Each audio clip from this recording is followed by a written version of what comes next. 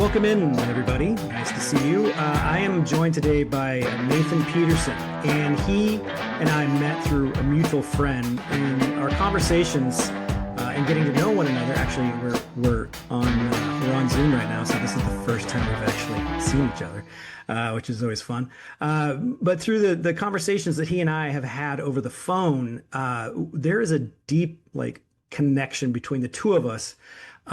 We are both individuals in recovery. Now, most of the time people think recovery, at least through this podcast feed anyway, recovery is specifically having to do with substance use, addiction, drugs, and alcohol. But recovery is much more broad than that. And Nathan is a person in recovery, and he tells his story a lot to help many people and to see that you're not alone. That's a big part of recovery, I have found through my own experience and through conversations with other people, is this sense of loneliness that there's something wrong with you, that whatever happened to you, made you different than other people. And that is not true at all. However, it is difficult to get to a point where you allow yourself to accept that. And through conversations about it, open, honest, and sometimes hard and uncomfortable conversations, you're able to get to that point to see that even though you're in recovery, you and someone else who is in recovery from something else have much more in common with that and can help each other much more than you ever thought you could. And that's something that I discovered with conversations with Nathan. And so, Nathan, why don't you go ahead and tell us a little bit about who you are and what you do and what led you to the path that you're on? Yeah, yeah. I mean, the path that I'm on. Uh, so yeah, my name's Nathan Peterson. For the longest period, I've been a singer-songwriter. So I've been doing that for the last 26 years. Probably before that too. Um, and More recently, kind of for the second half of that, I've also started writing books and have started to speak uh, to groups of people. At first in the grief world, which I'll tell you about in a second, and then more lately, I've actually been speaking to leadership in corporate world and in some other sectors. Um, so yeah, that's sort of the broad view of what I've been doing on the surface What got you for the interested in last music? 25 years. Was there something, was there a moment, a person, or did it just sort of kind of like gradually and naturally come to you? Yeah, my dad, I think, is probably the best one to attribute that interest to. He's a blues guitarist from he was on Chess Records in Oh, Chicago wow. back in the Oh, day. yeah, And seriously. so I was always hearing music in our home. Okay. And my mom actually was when I was littler, she was in a country band that played around. Just that she was singing with the country band that just played. Amazing. Just locally in Chicago area or like national? Yeah, actually, at that Okay. point, we were in where were we? That was when we were I grew up in Sycamore, Okay. um, out in the cornfields. Yeah, yeah. Um, so yeah, yeah. So I've been around music forever, and there've been instruments in the house, and I just kind of picked it up. Now with that obviously being you that you're a creative and growing up in a creative household, how did, the being able to tap into the music, the songwriting, how did that help you, navigate anything emotionally that you were dealing with? Was it a great way to express yourself, or did you find that it still was a difficult thing to do, even though you had this talent, this art? Mm. Yeah, I think it's different for different people, because I think a lot of people get into music from the technical standpoint, and then they realize somewhere down the road that it can actually be a tool for expressing what's inside. Um, for me, I got into it as a tool to express what was inside. Consequently, I'm not a very technical musician, um, but I'm very expressive. So my music is basically been a coping mechanism for me just throughout my life, and I just happen to share it with other people at the same time. What was it? Was there anything in particular where that resonated the most with you as you were, coming up in the music world, or even before you got into it professionally? Um, what I'm leading to is I really want to find out, what made you become who you are and as good at what you're doing as you are. Was it something that you grew into, or did you find something in yourself at a particular moment where you're like, oh, wow, this is something this is me. This is something I'm really good at expressing these emotions to other people in a way that connects not only them with me, but me with them. Yeah, that's a good question. Um, I remember early on, like the first 5 years of being like on actual stages, listening back to recordings of myself and Mm. being like, oh no, I stink. Like I'm pitchy. Yeah. And I really got focused on a version of good being singing on pitch, um, tone, just kind of like not messing up very much. Mm. And um, over the years, I think life didn't allow me to keep that as my measure of success. Um, Eventually, I think about 13 years ago, I was on stage trying to be as perfect as possible. And I literally put so much pressure on my own voice that I lost my voice on stage. And I mean, I was so embarrassed, but also it was just this, um, the exact thing that I was trying to do, be awesome, was what caused me to not even be able to have a voice at all. And that was a real turning point for me. A very painful road, like a decade long or longer, um, of redefining what good was for me as Yeah. an artist Yeah. and really as a person. Right. And so the new definition is becoming, um, Yeah. how can I sing this song or say this thing in a way that is deeply nourishing to me in Right. this moment? And that was a really scary transition to make because there's a big part of me that's just like people won't like you anymore Oh if my God. you stop being impressive and you start just only worrying about how this nourishes you. And what I realized was that, and part of this is because of being a parent.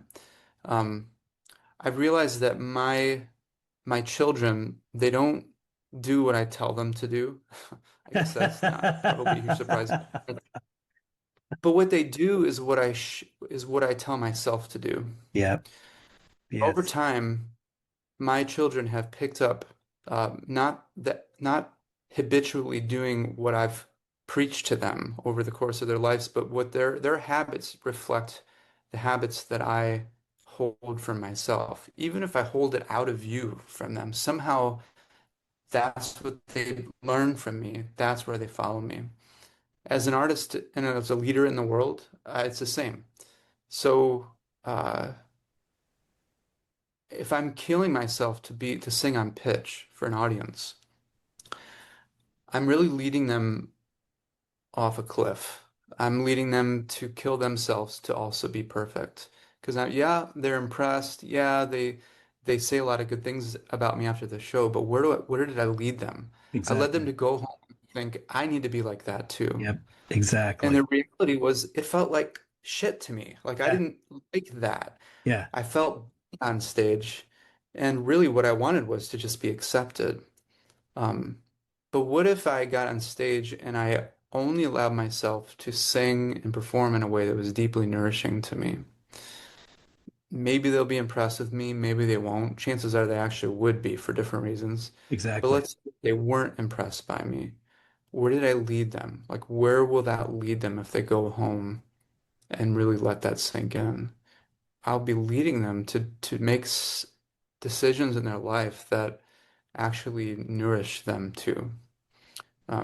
So long answer, but that's kind of how my definition of being a good musician has really changed over this. That is, and there's a lot in there that I'm gonna touch on because, as a recovering alcoholic and drug addict, the pursuit of perfection, the pursuit of being accepted, is a huge part of our addiction. It's kind of like a baseline um, uh, point level for anyone who really is in any kind of active addiction is this pursuit of perfection, because if you're perfect you're going to be accepted, and being accepted you feel is all that you need, because then you'll be seen, then you'll be understood, then you won't feel so hollow or dead inside, right? And Hmm. people literally kill themselves by trying to be perfect, and it can be most of the time it's perfect in a professional world, right? You got to be the best at whatever it is that you're doing. Be the best, be number one. Like, it's so critical in our culture that you have to be the best. You have to come out on top. And in order to reach that, you need to be as perfect as you can be. And it it is I mean, it's soul killing, quite frankly. I have felt that a lot. And it wasn't until a couple of years ago where like you had this feeling that, well, what if I just liked myself for me, right? In other words, let me go out and present to the world just me. Let me pursue each day and live each day as a way to feed and nourish Chad, right? And by extension, in doing that, it sets examples for people. It communicates truly who you are, and accepting yourself is the biggest part of any form of recovery. I mean, that's my opinion, but you can I think you can ask around and find out that it holds water. That self-acceptance, no matter what it is that you have to accept about yourself, is a huge part of being to to to to fulfill something in your life, to feel that you have meaning in your life, that you don't have to worry about this protection or perfection.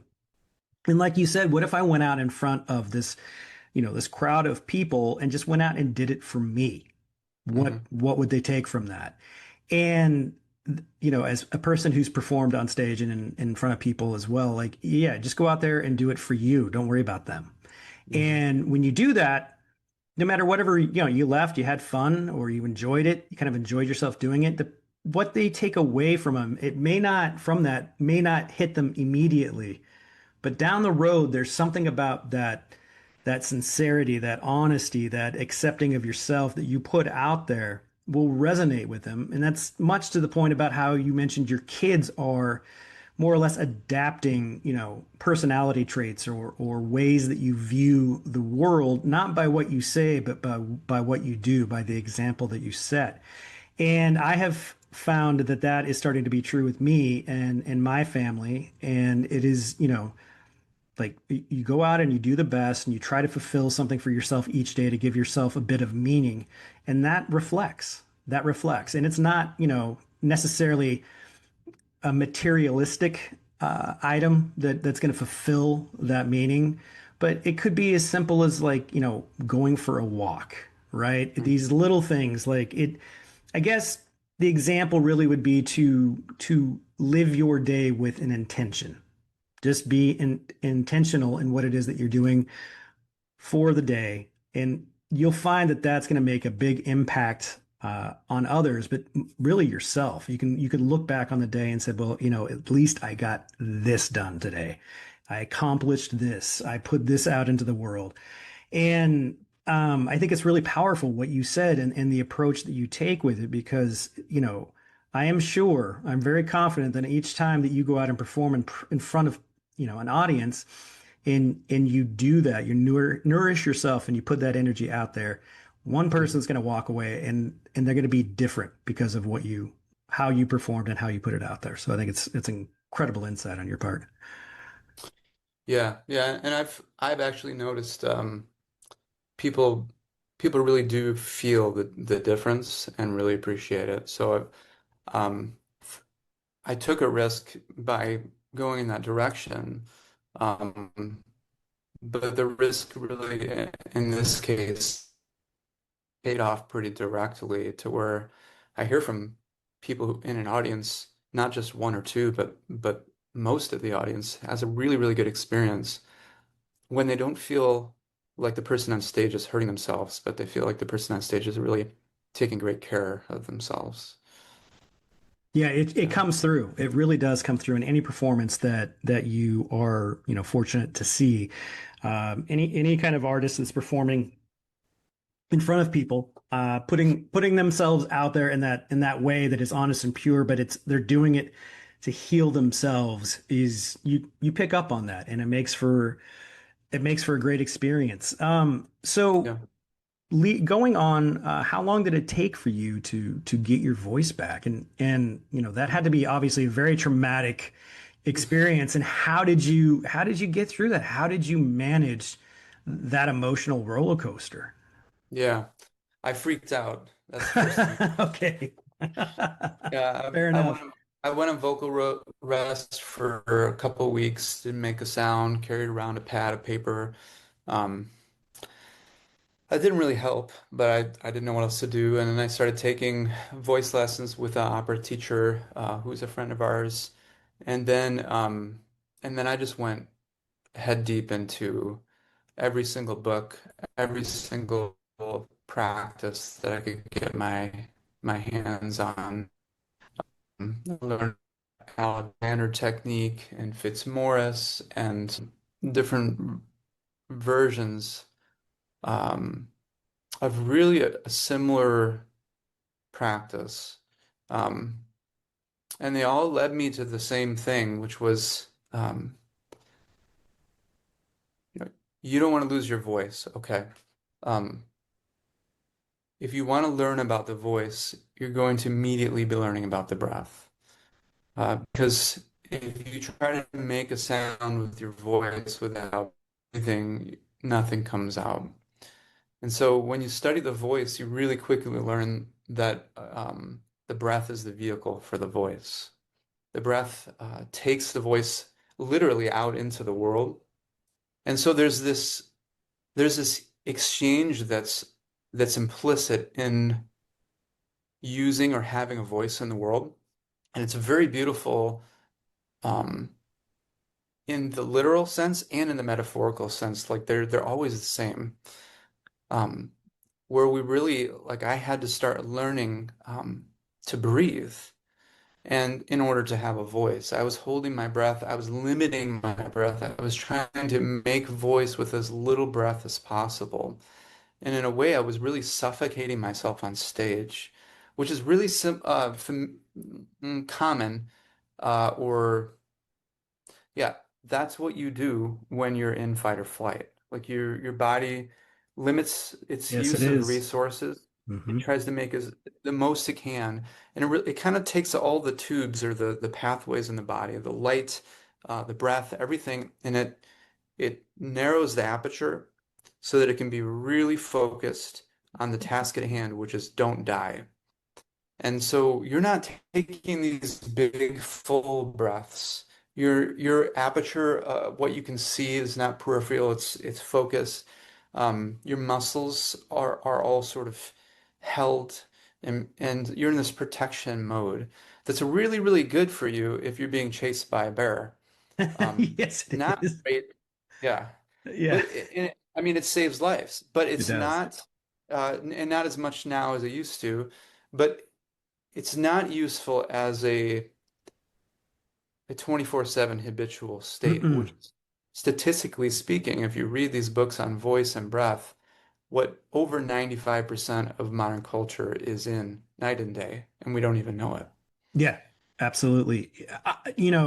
I just want to jump in real quick because due to environment and circumstances, when I was really young and for most of my life past that, I was stuck in fight or flight. Like my brain got traumatized like at a very young age that like, whoa, danger, warning, warning.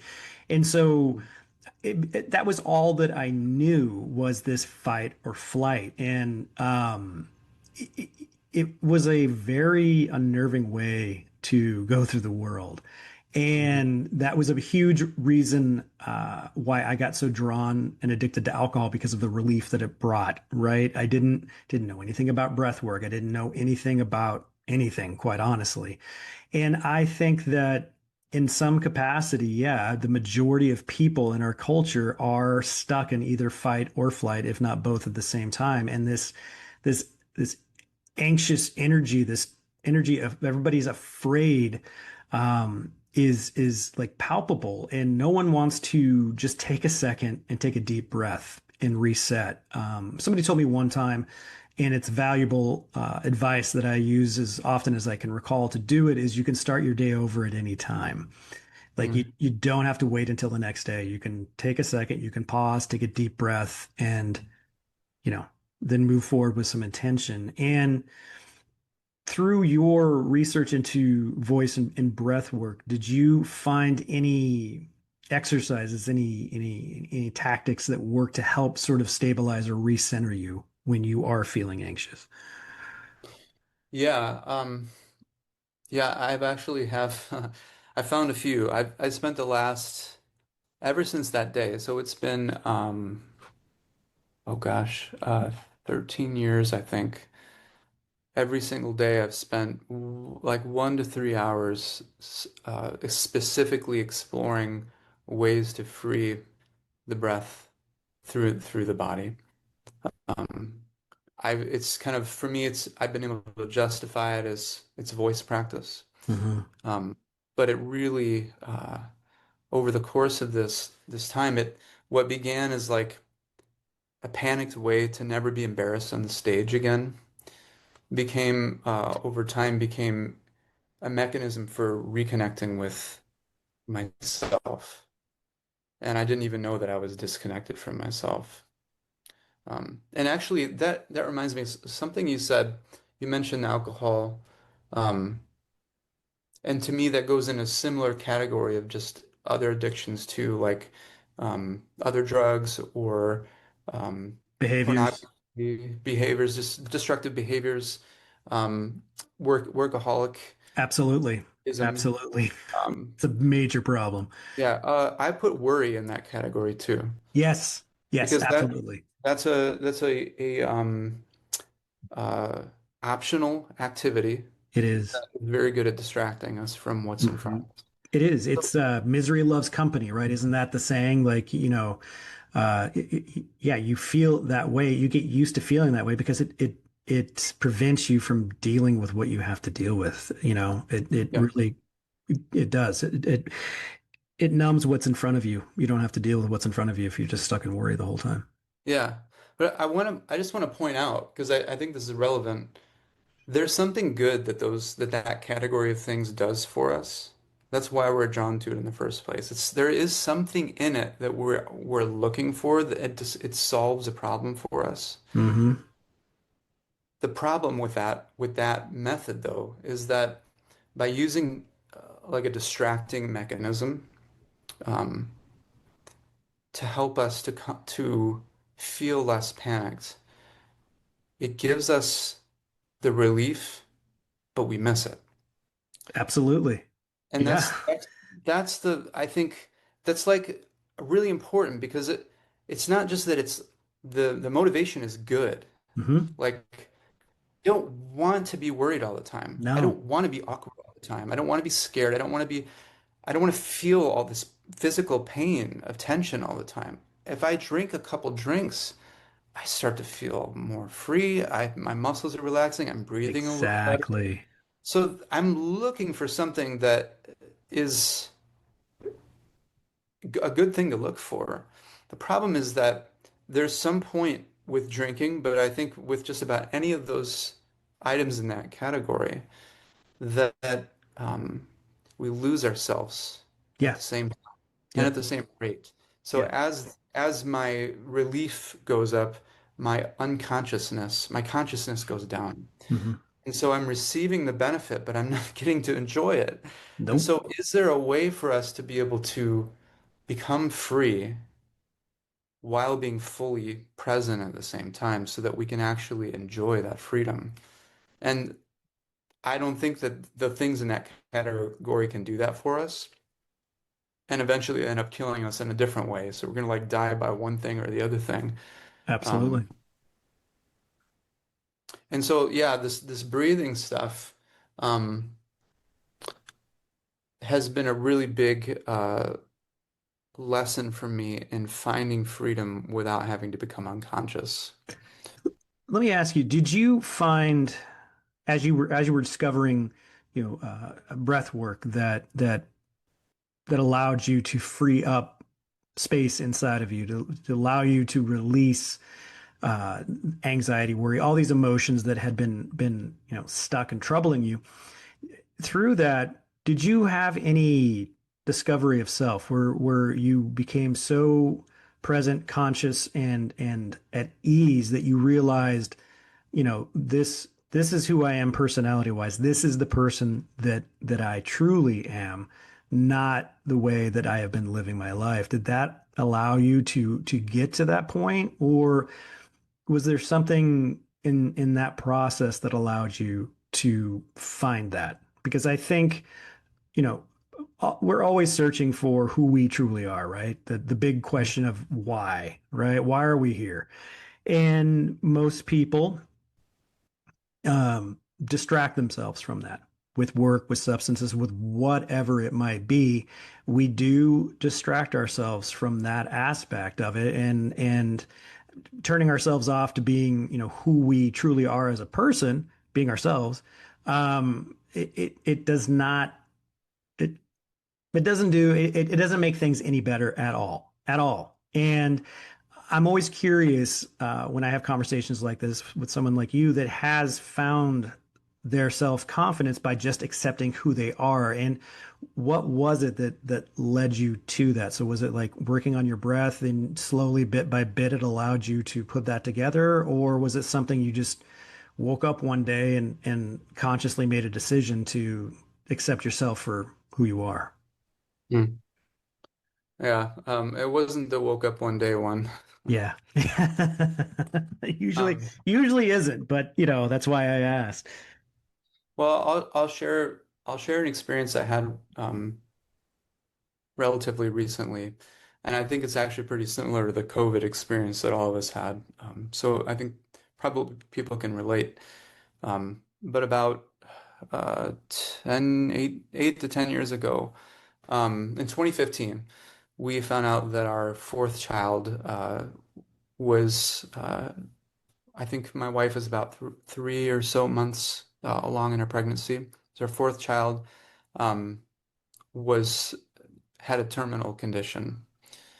And I won't go into the full story, but just kind of on the nutshell version, um, I realized while my wife was pregnant, um, with Olivia was her name, that my experience of her might only be on the sonogram screens.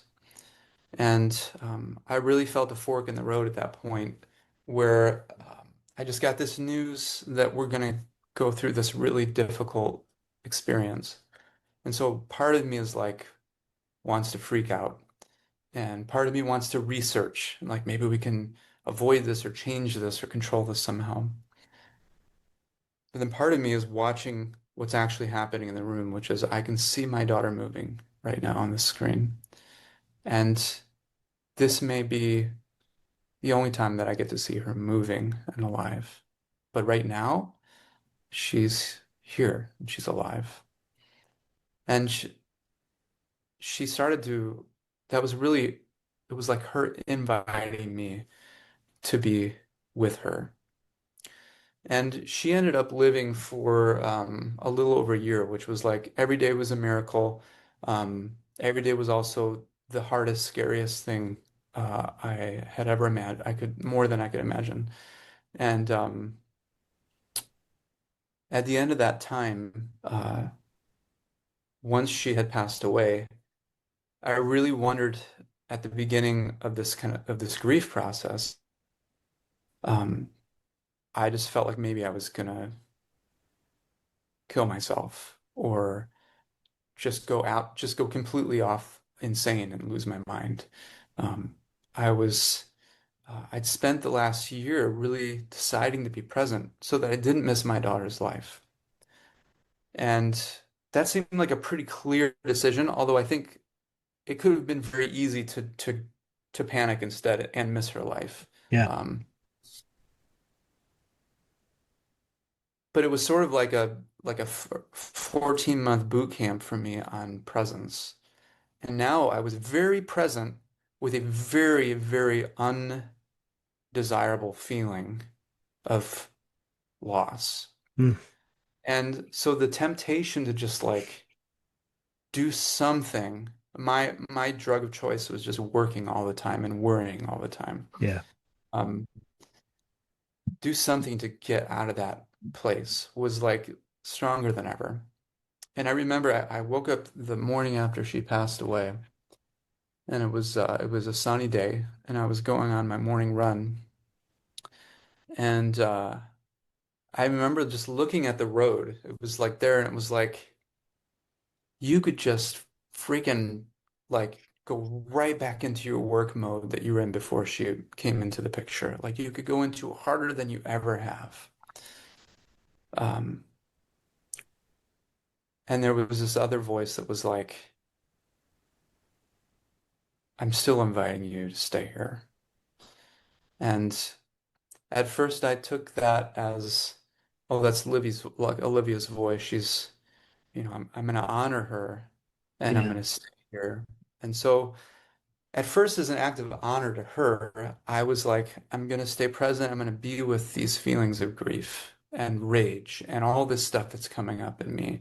And so these waves would come of just like absolute chaos inside, and I would just be with them and just let them happen and let myself, I'd go into the garage where hopefully the kids couldn't hear me and start throwing things or just Yeah. whatever I had to do to just let those waves be. And eventually, after months of this, um, I started to realize that the voice that was inviting me to stay here wasn't just Olivia's voice. It was young Nathan, like the little kid Nathan, Yeah. who kind of got locked in a closet so that I could be a really good, mature, responsible, hardworking adult when I was still really a kid. Yeah. And that young Nathan, who isn't here to be productive or valuable. Uh, is just here to play and to be. Had been waiting to be seen Hmm. for a really long time, and so yeah, this all this breathing stuff, all this present stuff, to me has really just been a road back to um, exactly what I think you just described. It's been a road back to finding my actual self, which has just been a process of just layer upon layer, just come Yeah. Oh, layer yeah. I upon. mean, we're two guys talking about it, two people talking about it, but by no means is this easy. It is very difficult work to do, but it is, it's really important work that I think everyone should at least be willing to try and give it some effort. And when you are able to get to a point where you are allowing yourself to accept things about yourself, about your life, what have you, um, there is a relief that comes with that. And that relief gives a little bit more purpose to your life, to each day. And the being present aspect of what you were talking about is that is really important. Um, but I think that what has worked for me at least is when I'm being present, in enjoying whatever it is that I'm totally locked in for, I'm not feeding, the 50-year-old Chad. I'm feeding that small Chad inside of me. It is there's this whatever you want to call it, energy presence, what have you, inside of us that is our adolescence. It's our child, our inner child, as people will say. It's true. There is something in there, and there's something to that. And there is nothing wrong. In fact, I think it's quite healthy to feed that part of yourself, whatever it might be that you do. Like, I mean, I love to watch movies. And right now, my 14-year-old son is on a movie kick. His younger brother is at sleepaway camp for 2 weeks. And every night he's like, "What movie we watching, Dad?" And I'm like, dude, I got to get to bed at some point, but I'm also just like, this is awesome. It's all I've ever wanted to do in my life is just every night just stay up late watching movies. And Yeah. here I'm at 50 and I'm feeding that part of myself, and it's been hugely important. It has just been because I'm able to experience that childlike joy with my 14-year-old son who's having that same moment. And that is really, really powerful. Yeah. And the relief that I get from that is, there those are the moments in time that really are going to help and shape him as an individual, as a human. And having something like having those kinds of memories to anchor to is really, really important. And I didn't get that, and I that most people don't. And some of it's intentional, most of it isn't. Most of that is not intentional. But to go to feeding your inner child, like, you can create those moments now at any point. If there's something that you used to like to do as a kid, then you should go out and just treat yourself to it. You don't have to do it every single day, but it's important to honor and hone in on that part of yourself because, moments of joy, true joy, are important anchors to have inside of you because inevitably life gets very, very hard and devastating at times. And for me, those anchors of joy help create a floor for me to land on when I start falling. And again, this is just my experience. It's the way I've lived my life. But I find that, through conversations with other people and experiences with other people, that's true. Find those moments of joy. Allow yourself to do that so that you know that you can feel that way, that when life is really, really hard, like what you've had to go through, you know, uh, a moment to fall back on when you're feel like you're falling all the way down, just like hold on to a moment like, oh, that time I went to whatever, I rode a roller coaster, like that was pretty cool. It does help. It really helps. So, I mean, I'm what a I don't even know that to experience that with your child. I've no idea what that would feel like. I can only imagine it. But the way in which you went about each day with a level of presence and grace is really it's pretty powerful. And since then, how have you gone out to, share this story, this experience with others? To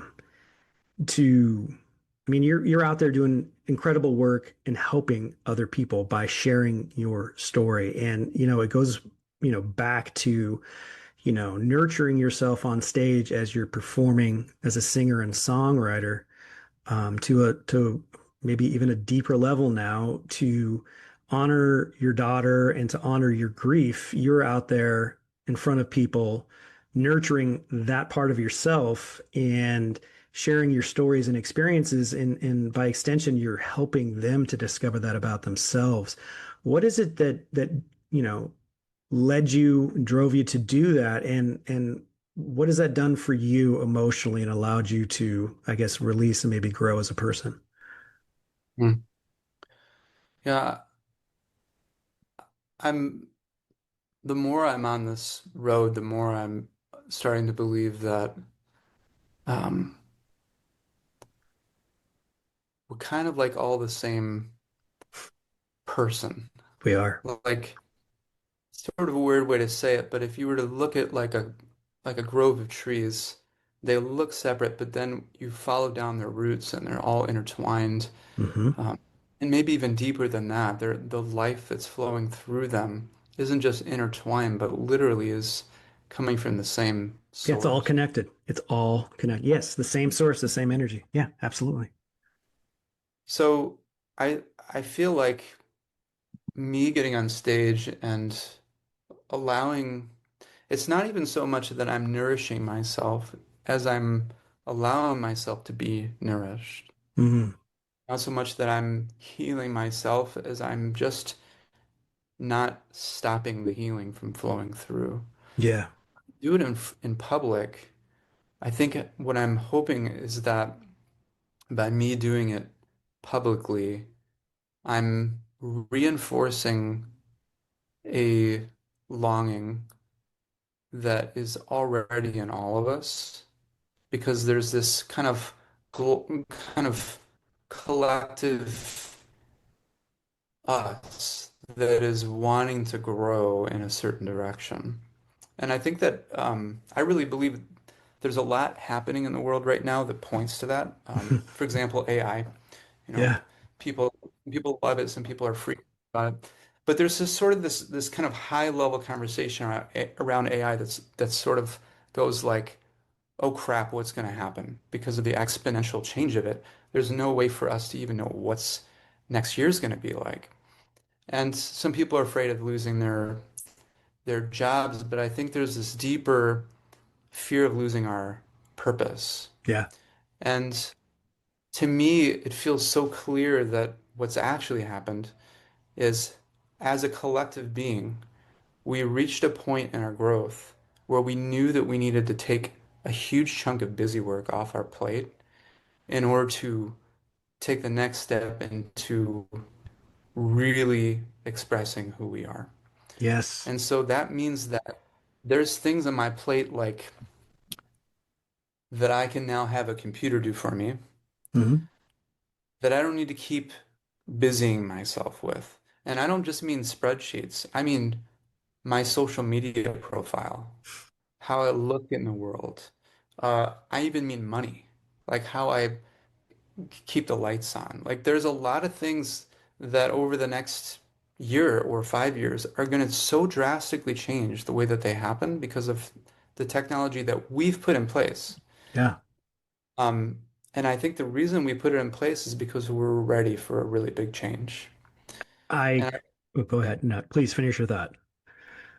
well, and so I believe that that is pointing us to a more authentic expression of Yes. um, who we are as creative creators. Like all humans are just kind of feels like deep down we all just want to play and make things.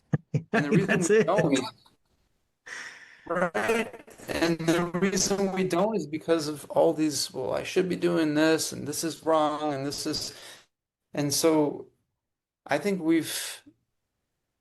I think some of that is just something to hide behind because it's scary as hell to actually take a moment and to breathe and to realize that we're safe and that we can kind of can do what we want to do. Like you can do what you have in mind. You can. And I think people want to hear that, but then as soon as they hear it, they're like, that's terrifying. Because if there's nothing stopping me, I know. that's like, oh crap. You know? It's like the dog that chases the car and then he Yeah. What is catches he the going to do when he car. catches? Like, Yeah, right. Yeah, exactly. Oh my God, man, I can't agree with you anymore. That is, it was amazing. Yeah, that is what I have concluded over the past several months. You know, I started putting myself out there, almost 2 years ago by doing this podcast for something fun to do as an artistic outlet. From early on in my life, I always knew that I could create. Mostly that would be like creating in front of people through, you know, performance of some kind. I went on stage in like the first grade in a play. I was Thumper in the production of Bambi. And I was like, oh my God, this is it. Like, I am in a shitty rabbit costume in front of an audience of like second and third graders. And I have found myself. And but then the fears started to really kick in, and I didn't know how to get back to that identity, even though that's what I always wanted. And through various forms, it would come out. And it wasn't Mhm. until, I decided, almost 2 years ago that like I just need to like accept that about myself. Like that's who I am. That is the person that I am. That's what Mhm. makes me feel whole. That's what that nourishes me. That's what is fun for me. It's a way for me to explore myself by expressing myself in front of people. I I will use voices or whatever, and it's a way for me to explore myself. And it has been very therapeutic and very healing. And, coincidentally, it has led to really, I mean, the two of us are talking, and it has led me down a path that I never ever imagined.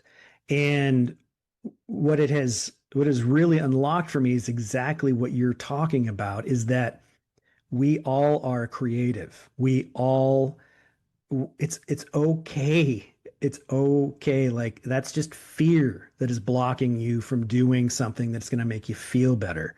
And we as a society are we it's based everything's based in a fear. You know, if you do that, this bad thing will happen. There's so much consequence to everything, a negative consequence to everything. And then, you have to live your life this way in order to fulfill yourself, in order to be a whole person. And that's all bullshit, quite honestly. And I think that people are beginning to slowly come around to this. And it might actually be a lot faster now because you said, there are, we're creating things that are going to streamline so many aspects of our life that we're going to be left with nothing but time on our hands. And, idle hands, as they say. So, I left my job 7 months ago to branch out and to become a sober coach, and that led me to creating a sober coaching program, led me to create a leadership sobriety program, that led me to expand this podcast internationally, led me to, come up with this idea and execute having a nonprofit that's the Art of Recovery Foundation, and all it is expressing, telling stories that express what recovery is like through arts, any form of art, right? You can create anything. That's like the coloring book fad that from a few years ago. Like it's true. If you just sit down and you're really great at coloring in a coloring book, people will be impressed. And if that helped express what you were feeling inside, people will be even more impressed. And those stories need to be shared. Like the work that you do and your story is so important to be shared.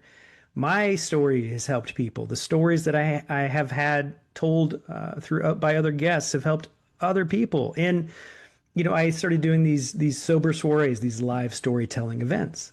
And the whole idea and goal behind having this live event was to have a live audience of people who are in recovery and people who are not, and to have these stories be told in raw, unfiltered ways by people that can really tell a story, and to make people, to get them engaged, and hopefully you know have someone understand, like, whoa, wait, what, that happened to you? And then somebody that's in the room that's like, yeah, that's what happens to all of us.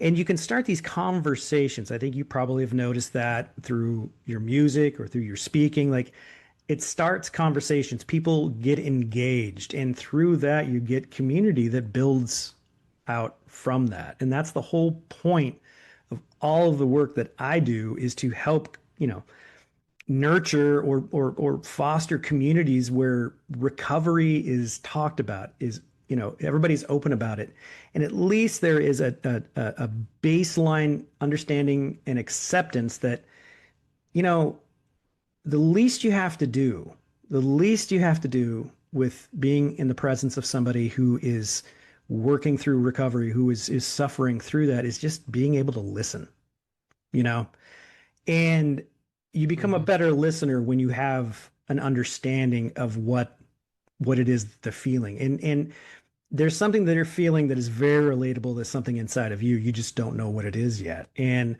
this type of work that we do is very important to get these messages and these stories out there because the more people that are able to access that part of themselves, that is hugely important because it becomes very helpful to other people that are in your orbit, your neighbor.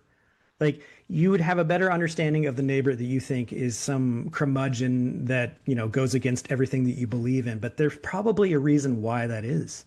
And if you allow yourself to be able to listen to what it is, you might find out that what they are feeling is exactly how you feel about something, but environment, circumstances, you see the world differently, but you feel the same emotions. And having that connection allows you to be able to work through these things, and you can do it with somebody that you least expect it from. And now that we are going to probably have much more time on our hands and to be able to use that time to creating these stories in this messaging is going to be critical because people are going to need to have this baseline understanding of how their feelings are probably very similar, if not exact, to the feelings of someone that they completely disagree with. Hmm. Yeah, and I think one of the biggest challenges is gonna be how to get comfortable with stillness. When everything is just jam-packed with noise, I think we've gotten used to that. Yeah, we have. My guess is that if all of a sudden all we had was time on our hands, we'd just create a bunch of drama and problems, which maybe that's not even hypothetical. Maybe that's just what we've already been doing. Yeah, I think so. Because we're so uncomfortable with there not being some noise filling that space. And Exactly. so I think that one of the challenges is when the time is freed up, are we just going to fill it or will we actually take advantage of it? And to be fair, it,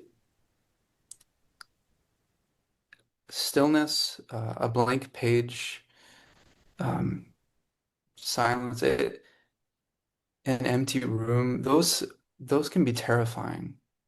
Can feel like, deep space or the ocean where you don't know which way land is. Like it just feels so infinite that all we want to do is create some sort of anchor somewhere, or fill the space entirely.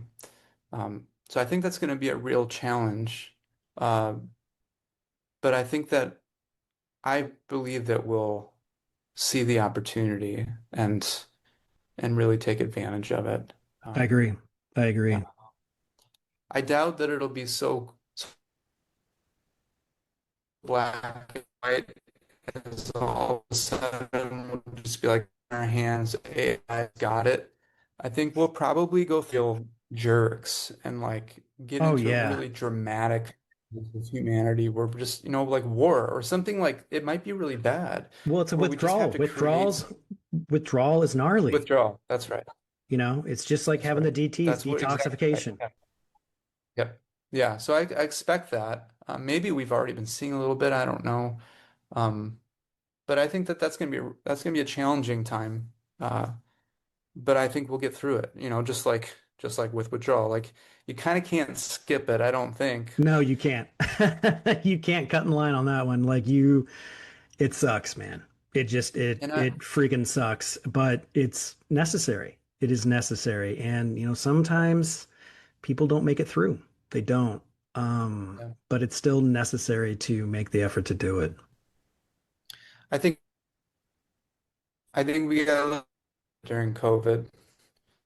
Uh, a lot of busy work was taken off our plate. We found ways to make new busy work, but there was a point there where it was like, I don't know, what do I? There was like so much. There was like an antsiness of humanity, just like Uh-huh. what do I do? Yeah, yeah. But people talk about that time they were freaking out, but now they talk about that time and they're like, it was the most beautiful time. We planted a garden with our kids. Exactly. When We time sat and didn't talked with. exist, the structure of time did not matter at all because we had nowhere to be and we had no expectation of when we needed to arrive. And just eliminating that concept, that structure, it freaks people out because we're habitual, we like our habits, we like our structure, we like our routines.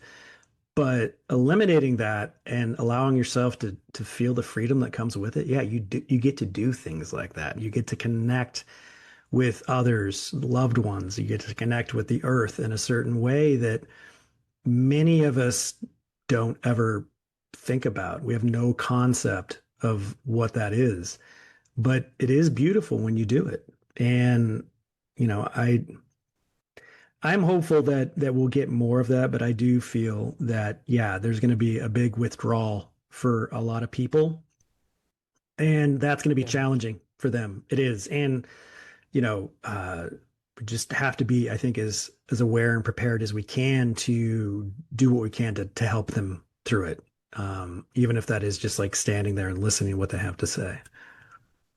Yeah. Well, in light of that, I don't know how much time we have left. Um, Whatever you but need, man. okay. Well, one thing I wanna make sure that I offer this. Um, so we mentioned that I do speaking. We've mentioned the term breath work, Yeah. and um, a lot of times I give a misconception about what I do with those two terms. One, because um, I really don't. I, I don't add a lot of information when I do my speaking. It's more of an experience. Uh, Hmm.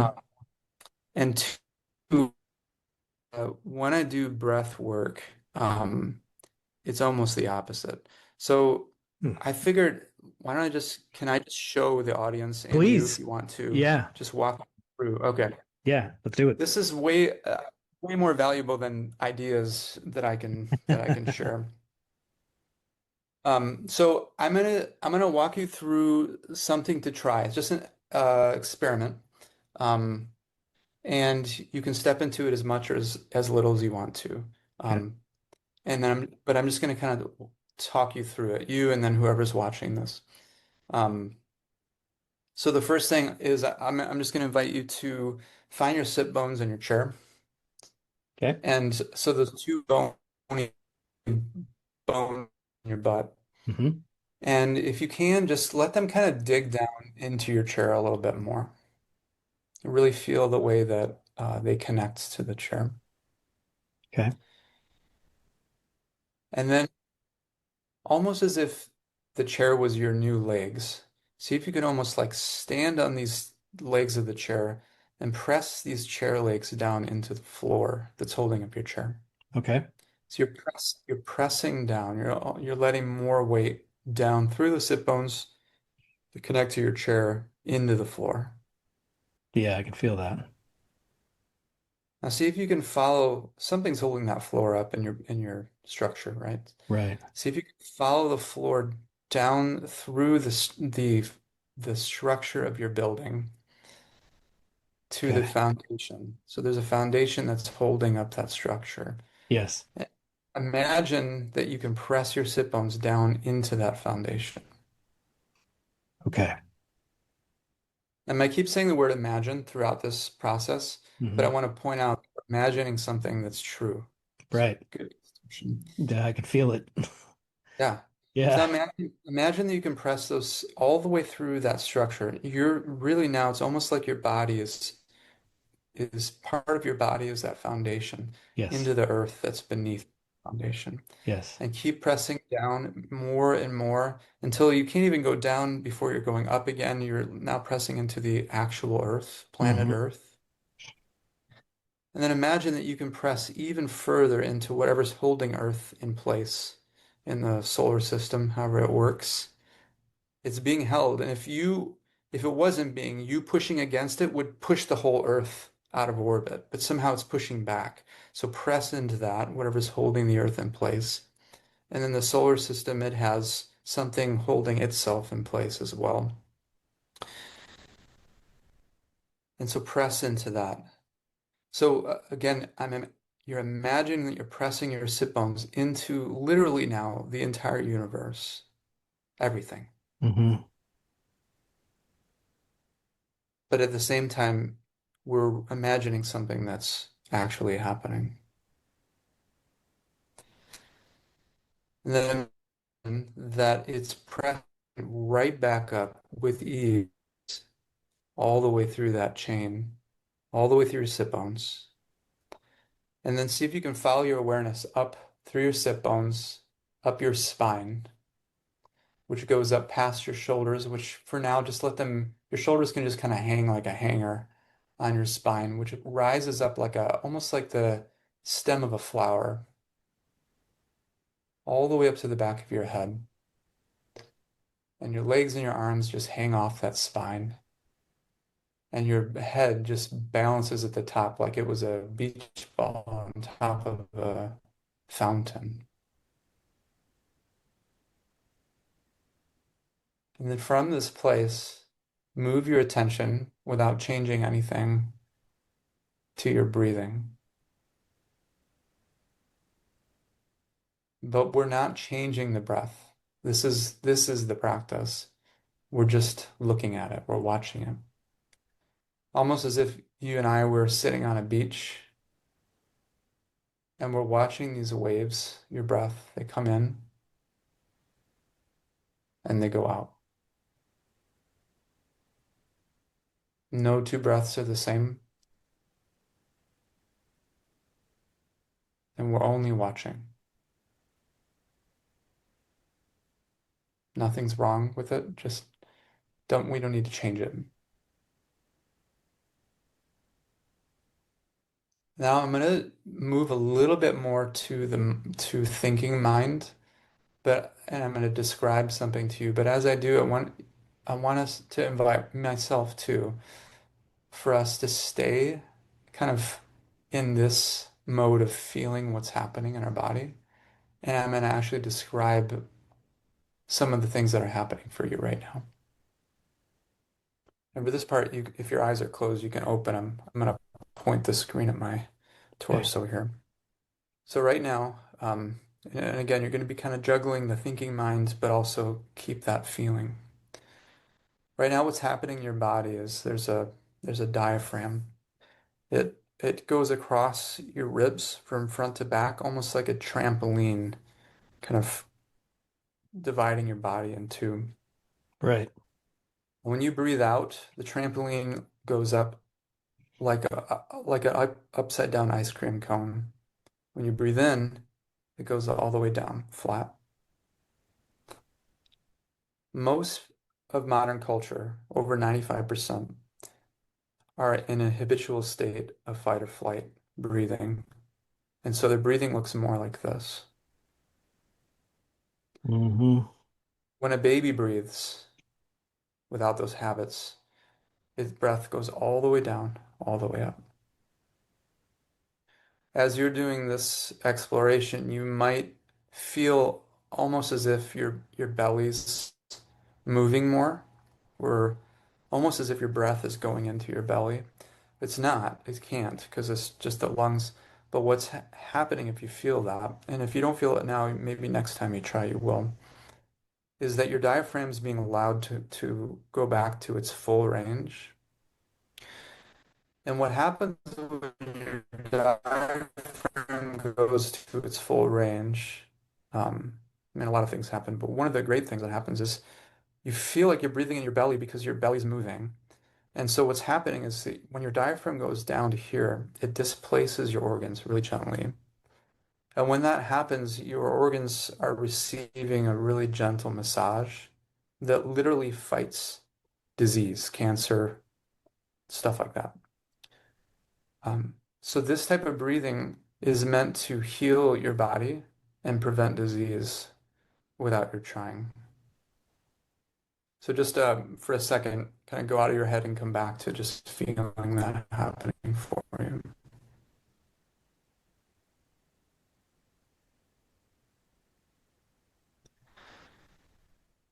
And just note the way that the more that you let go of that breathing, like almost as if your hands are on the steering wheel of breathing, you're just taking them off. So the wave goes out, and you're like, wow, I wonder if another wave will come in. I don't know. And you just wait and just see what happens. And then if a breath comes in, once it's come in all the way, instead of deciding, oh, I'm going to breathe out now, just let go again, see what happens. And you can chain a few of those together and just watch the breath, let it do what it wants to do.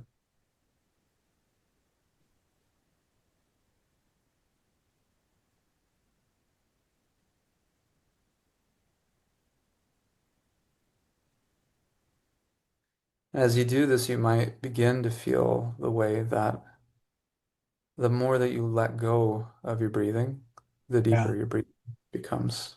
Yeah. And there's a pause. There's a pause. Yeah.